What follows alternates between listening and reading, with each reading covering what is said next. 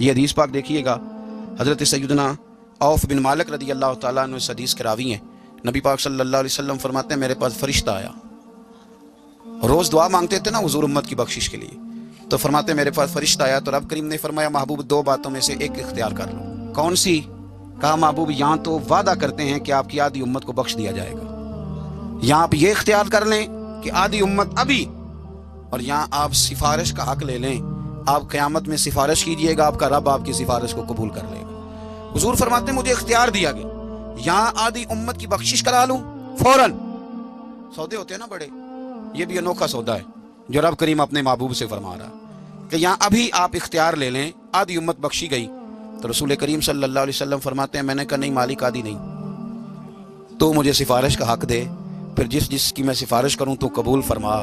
پھر پیغام حق آیا کہ والا سوف یؤتیک ربک فترضی، محبوب جس طرح آپ کہیں گے آپ کا رب آپ کو راضی کر دے گا۔ اسی طرح سے ایک حدیث سیاستہ میں موجود ہے، رسول کائنات صلی اللہ تعالی علیہ وسلم فرماتے ہیں کہ اللہ تعالیٰ نے ہر نبی کو ایک دعا دی، ہر پیغمبر کو اللہ نے ایک دعا دی، صحیح حدیث میں موجود۔ دیکھو دنیا میں انسان کو بڑے چانس ملتے ہیں، اگر تو نفع لے گیا تو لے گیا۔ اللہ تبارک و تعالیٰ زندگی میں ایک دفعہ موقع دیتا ہے، انسان کو عزت بھی دیتا ہے، دولت بھی دیتا ہے، اسے بہت ساری چیزوں سے نوازتا ہے۔ اگر اس کی گردن میں سریا آ گیا تو تب بھی آ گیا، اور اگر اس کا جھکاؤ رکوع تک چلا گیا تو تب بھی چلا گیا۔ اب اس کے اختیار میں، اور میں کئی دفعہ کہہ چکا ہوں کہ عاجزی اور انکساری کا تعلق آپ کے دل کے ساتھ ہوتا ہے۔ اگر آپ کے باطن میں میل آ جائے کسی بھی سبب سے تو پھر آپ نے اللہ تبارک و تعالیٰ کے کرم کا کوئی شکریہ ادا نہیں کیا، اور اگر وہاں عاجزی رہے، دل جھکا رہے، باطن آپ کا رب کے ساتھ جڑا رہے، اس کا معنی یہ ہے کہ پھر آپ تواضع میں ہیں، پھر ابھی تک آپ کے اندر وہ میل کچیل نہیں آئی جو بہت ساری چیزوں پہ رکاوٹ بن جاتی۔ اگر ہمیں چانس دیا جائے کہ لو جی قبول کرا لو، تو بڑے بیچارے لوگ ہیں جن کے دلوں کے اندر، روحوں کے اندر ایک لیڈر رقص کر رہا ہے، وہ جلدی سے کہیں گے کہ کبھی مجھے لیڈر بنا دیا جائے تو موج لگ جائے۔ ایک چانس ہے، بڑے سارے لوگ ہیں جو چاہتے ہیں کہ دنیا کی ساری دولت اکٹھی کر کے پیروں میں لے آؤں، ایک چانس مل جائے تو جانے لوگ کیا کریں۔ نبی پاک صلی اللہ علیہ وسلم فرماتے ہیں، حضور کی تو ساری دعائیں قبول ہے نا، فرماتے ہیں ہر پیغمبر کو اللہ نے ایک دعا دی، ہر پیغمبر کو کہ محبوب مانگ لیں، جو مانگیں گے دیا جائے گا۔ یہ یقینی قبولیت کی دعا ہے۔ حضور فرماتے ہیں مجھے بھی رب نے اجازت دی کہ محبوب ایک دعا کی اجازت ہے، آپ جو مانگیں گے نا قبول کیا جائے گا، مانگ لیں۔ یعنی رب کریم نے فرمایا، خزانوں قدرتوں کے مالک نے فرمایا حبیب جو مانگو کہ دے دوں گا، مانگ لیں۔ تو حضور فرماتے ہیں میں نے کہا اللہ میری دعا کو محفوظ کر لے، تو میری دعا محفوظ کر دے، میں قیامت کے دن اپنی امت کے لیے مانگوں گا۔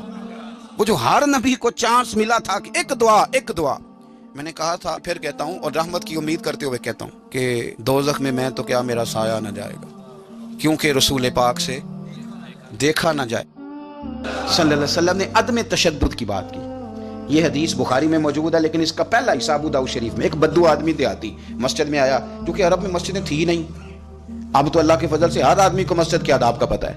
عرب شریف میں مسجدیں کوئی نہیں تھی، نہیں بنی ہیں، لوگوں کو آداب بھی نہیں آتے۔ وہ پہلے تو آیا تو ایک کونے میں 2 نفل پڑھے، اور نفل پڑھنے کے بعد دعا بڑی انوکھی مانگی، کہنے لگا اے اللہ ایک میرے اوپر رحم فرما اور ایک اپنے نبی پاک صلی اللہ علیہ وسلم پہ رحم فرما، اور کسی پہ نہ کرنا معاذل۔ تو حضور مسکرائے، حضور فرمانے لگے رب کی اتنی وسیع رحمت تھی اور تو نے محدود کر دیا اسے، بس 2 پہ رحم فرما اور نہ کسی پہ فرما۔ اگرچہ شارحین کہتے ہیں یہ بھی اس کا پیار تھا کہ یا اللہ میرے اور نبی پاک کے بیچ کسی اور کو شامل نہ کرنا، یہ بھی پیار تھا، لیکن حضور نے فرمایا اللہ کی رحمت وسیع ہے، اسے محدود نہ کر۔ ایک کونے میں نماز پڑھی، دوسرے کونے میں جا کے پیشاب کرنے لگ گئے۔ صحابہ دوڑے، کسے پکڑتے ہیں اور مارتے ہیں، اس کی تھوڑی مرمت کر، کو پتہ نہیں مسجد ہے۔ نبی پاک صلی اللہ علیہ وسلم نے فرمایا ٹھہر جو اسے پیشاب کر لینے دو۔ آپ کو بتاؤں اس حدیث پر بڑی بڑی یونیورسٹیوں میں ریسرچ ہوئی، اتنا بڑا فیصلہ، بہت بڑے لوگ جو میڈیکل سے تعلق رکھتے تھے، مسانے پر بات کرتے تھے، انسانی مسانے پر، انہوں نے کہا کمال ہو گئی، اگر انسان کو بیچ میں پیشاب روکنا پڑ جائے تو بڑی شدید بیماریوں کا شکار ہو جاتا۔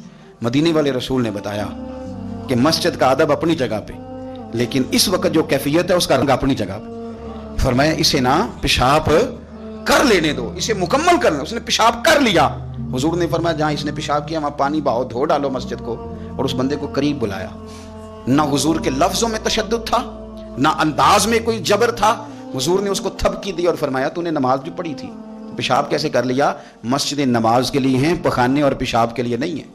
یعنی کتنا یہ کبھی فعل ہے بظاہر کتنی غلط بات ہے کہ مسجد میں پیشاب کر دینا، وہ کسی کا بچہ بھی کر دے تو شاید ہم گرے بان پکڑ لیں، لیکن ایک جیتے جاتے سمجھدار آدمی نے پیشاب کیا، یہاں تو ہو سکتا ہے کمیٹی کا صدر جو ہے وہ بند کر دے مسجد میں آنا کہ تو نے نہیں آج کے بعد آنا, تجھے پتہ کو نہیں مسجد آنے جانے کا.